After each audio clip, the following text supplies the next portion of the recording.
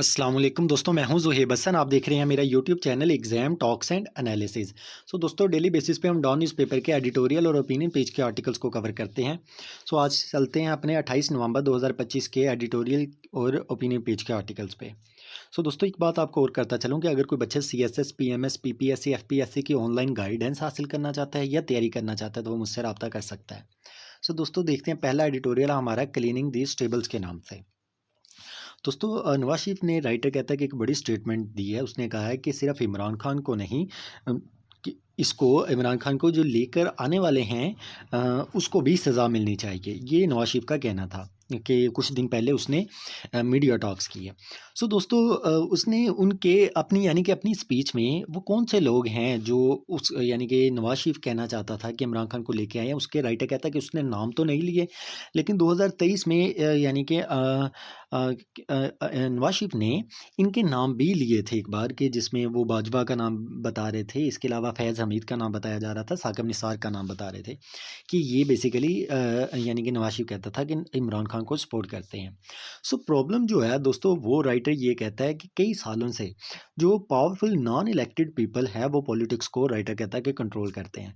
Similarly writer कहता है कि सिर्फ उन नॉन इलेक्टेड लोगों का ही कसूर नहीं है, कसूर पॉलिटिशियंस का भी है, क्योंकि अगर वो ना करना चाहें तो ये पॉलिटिशियंस उनके पास चले जाते हैं कि हमारी मदद की जाए। इस तरह से आप देखें कि ये जो सिस्टम है, वो जो डेमोक्रेसी है वो स्ट्रॉन्ग ही नहीं हो पाती। 2006 में आप देखें कि नवाज शरीफ ने और बेनज़ीर भुट्टो ने अपने माजी की गलतियों से सीख के एग्रीमेंट किया कि हम यानी कि अब एक दूसरे के खिलाफ यानी कि एक दूसरे की हुकूमत तोड़ने के लिए ये काम नहीं करेंगे। ये 2006 में इन दोनों के दरमियान एग्रीमेंट हुआ था। उसके बाद यानी कि वज़ीर-ए-आज़म तो उसके बाद भी कोई अपनी टर्म मुकम्मल नहीं कर सका, लेकिन हाँ, हुकूमतों ने अपनी टर्म्स यानी कि मुकम्मल की। आप देखें उसके बाद पीपल पार्टी का दौर आया या नवाज शरीफ का दौर आया। उन्होंने अपनी लाज़मी यानी कि अपनी जो अपना दौर था वो लाज़मी मुकम्मल किया हुकूमत ने। पाकिस्तान में अब एक हाइब्रिड सिस्टम है, यानी कि आप देखें पॉलिटिशियन पावरफुल इंस्टीट्यूशंस के दरमियान पावर शेयरिंग हो रही है। रियल जो क्लीनिंग है उसका मतलब ये है दोस्तों कि राइटर ये कहता है कि अगर आप जिस तरह नवाज शरीफ कह रहा है कि आप इमरान खान को यानी कि इमरान खान को इसको लेकर आने वालों को आप सज़ा दें, तो राइटर ये कहता है कि अगर आपने सिर्फ इमरान खान को सज़ा देनी है, उससे मसला तो नहीं हल होगा, ये फेयर भी नहीं होगा। फिर उससे पहले आप देखें नवाज शरीफ को कौन लेके आए, आप उसे भी सज़ा दें। इस तरह उसके कहने का मतलब ये है कि फिर आपको पीछे भी जाना पड़ेगा। अगर आपने 2024 के इलेक्शन देखने हैं, फिर आपको 18 के भी देखने पड़ेंगे। ये राइटर का कहना है कि अगर आप फेयर जस्टिस चाहते हैं तो इन चीज़ों को आपको हैंडल करना होगा।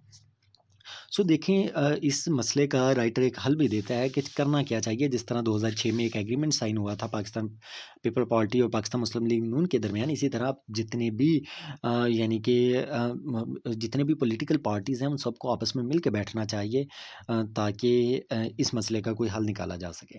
दोस्तों, चलते हैं अपने सेकंड एडिटोरियल पे, जो कि है सस्टेनेबल ग्रोथ के नाम से। दोस्तों, राइटर ये कहता है कि अब पाकिस्तान की हुकूमत ने ये फ़ैसला किया है कि हमें क्विक ग्रोथ नहीं दिखानी। होता तो क्या था, 1-2 साल हमारी ग्रोथ अच्छी होती थी, फिर गिर जाती थी। मतलब आप देखें, नवाज शरीफ के दौर में भी तकरीबन 5 यानी कि 5 हमारी जीडीपी जो ग्रोथ थी वो 5 से ऊपर रही है। ऑलमोस्ट हमारी इमरान खान के दौर में भी ऊपर रही है। लेकिन वो यानी कि जैसे ही हुकूमत चेंज होती थी एकदम से यानी कि नीचे गिर जाती थी। इसका मतलब ये राइटर कहता है ये सिर्फ कुछ वक्त के लिए हमें सहारे मिल रहे थे।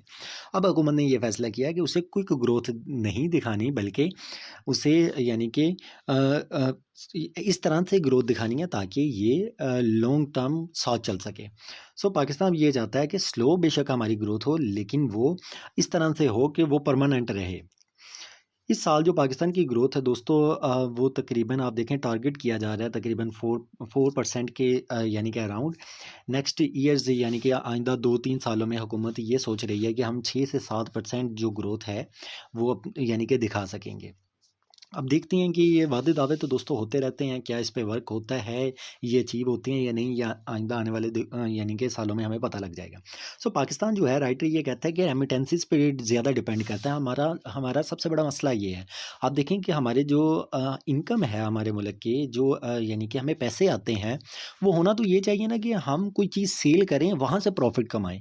यानी कि हमारी इंडस्ट्रीज़ की जो यानी कि ग्रोथ होनी चाहिए। जिस तरह आज देखें चाइना दुनिया की सबसे बड़ी इंडस्ट्री वहाँ पे है। वो कितना पैसा उससे कमाता है। लेकिन हमें यहाँ से पैसा आने की बजाय जो कि मेजर यानी कि होना चाहिए कंसर्न, हमें जो पैसे ज़्यादातर आते हैं वो रेमिटेंसी से आते हैं। जो लोग यहाँ से बाहर ममालिक में गए हुए हैं वो वहाँ से डॉलर भेजते हैं कमा के। हमारी आमदनी का मेजर ज़रिया वो बना हुआ है। सो ये राइटर कहता है कि हमारी डायरेक्शन ठीक नहीं है। जब तक हमारी एक्सपोर्ट्स नहीं बढ़ेंगी उस टाइम तक हम यानी कि इकोनॉमिकली ज़्यादा स्ट्रॉन्ग नहीं हो सकेंगे। सो पाकिस्तान का आप देखें मसला करंट अकाउंट डेफिसिट का दोबारा से मसला शुरू हो गया है। इसके अलावा दोस्तों इन्फ्लेशन जो है वो देखें बढ़ती जा रही है। सैलरीज जिस तरह से इन्फ्लेशन बढ़ रही है उस तरह से सैलरीज नहीं बढ़ रही, जिसकी वजह से आप देखें परचेजिंग पावर कम होती जा रही है। सो रियल सोल्यूशन क्या है कि हमें अपनी एक्सपोर्ट्स को बढ़ाना है और अपनी प्रोडक्शन को बढ़ाना है ताकि हमारी इंडस्ट्रीज पाँव यानी कि अपने पाँव पे खड़ी हो, फिर हम अपनी इकोनॉमी को स्ट्रॉन्ग कर सकते हैं। सो दोस्तों अब चलते हैं अपने तीसरे एडिटोरियल पे जो कि हमारा नीडलेस मोरलाइजिंग के नाम से। दोस्तों नूर मुकद्दम केस जो था, आप देखेंगे पाकिस्तान के अंदर जिसमें उसे यानी कि कत्ल कर दिया गया था। सो कोर्ट ने जिसने उस नूर मुकद्दम का कत्ल किया था उसे यानी कि सज़ा दी। अब हुआ क्या कि जज ने उसमें ये रिमार्क्स भी दिए कि इसमें कसूर यानी कि नूर मुकद्दम का भी है, वो यानी कि उनके रिलेशनशिप के दौरान उसका भी यानी कि कसूर निकाला। सो आर्टिकल में ये कहा गया है कि आप ये जो विक्टिम को यानी कि ब्लेम किया गया है ये गलत किया गया है, क्योंकि मर्डर राइटर कहता है एक क्राइम है। ये मैटर नहीं करता है कि विक्टिम ने क्या किया, मैटर ये करता है कि आगे आके उससे कत्ल कर दिया गया। सो सज़ा कत्ल की होनी चाहिए। अब पाकिस्तान में अगर आप यानी कि राइटर ये कहता है कि आप देखें कि पाकिस्तान में कई औरतों को जिनको यानी कि ऑनर किलिंग्स जिनकी की जाती है, अब्यूज़ किया जाता है, वायलेंस केसेस जो सामने आते हैं उसमें औरतों का कसूर राइटर कहता है निकाला जाता है। सो जब आप उनका कसूर निकालेंगे तो जो यानी कि उनके कसूर की वजह से या होगा या नहीं होगा उसकी वजह से जो कॉन्सिक्वेंसेज उन्हें फेस करने पड़ते हैं, फॉर एग्जांपल कत्ल कर दिया जाता है, वो गलत है। राइटर कहता है उसकी सज़ा होनी चाहिए।